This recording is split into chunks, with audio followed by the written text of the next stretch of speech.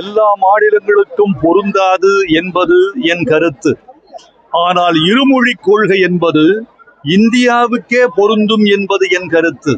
ஏனென்றால் இருமொழி கொள்கை என்றால் எல்லா தேசிய இனங்களின் தாய்மொழியும் காப்பாற்றப்படும்.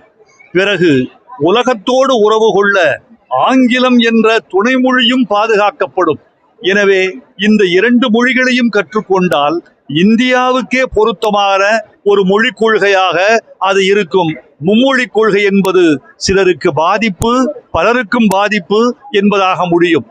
அருமை அமைச்சர், முன்னாள் அமைச்சர் நம்முடைய சிதம்பரம் அவர்கள் சொல்வது மாதிரி வட இந்தியாவில் ஒரு மொழி கொள்கை தான் இருக்கிறதே தவிர மும்மொழி கொள்கை இல்லை, இருமொழி கொள்கை இல்லை.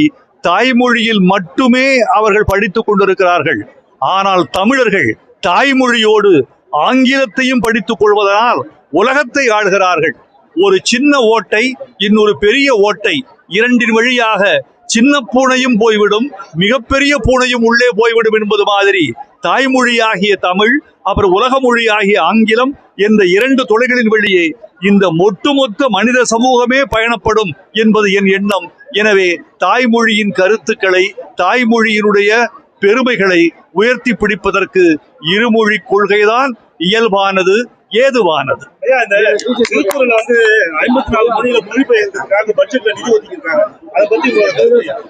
வள்ளுவன் தன்னை உலகினுக்கே தந்து வான்புகழ் கொண்ட தமிழ்நாடு என்று பாரதியால் பாடப்பட்ட திருக்குறள் தான் சென்று சேர வேண்டிய தூரத்தை இன்னும் அடையவில்லை என்பது எங்கள் கருத்து. அந்த கருத்தை சரி செய்யும் விதமாக, அந்த கருத்துக்கு இன்னும் ஊட்டம் சேர்க்கும் விதமாக முதலமைச்சர் அவர்கள் திருக்குறளை பல மொழிகளிலும் மொழிபெயர்ப்பதற்கு ஆணையிட்டிருக்கிறார், நிதி ஒதுக்கி இருக்கிறார். இது திருவள்ளுவருக்கு பெருமை என்பதை விட தமிழ் இனத்துக்கும் தமிழ் மொழிக்கும் பெருமை என்று சொல்லிக்கொள்ள ஆசைப்படுகிறேன்.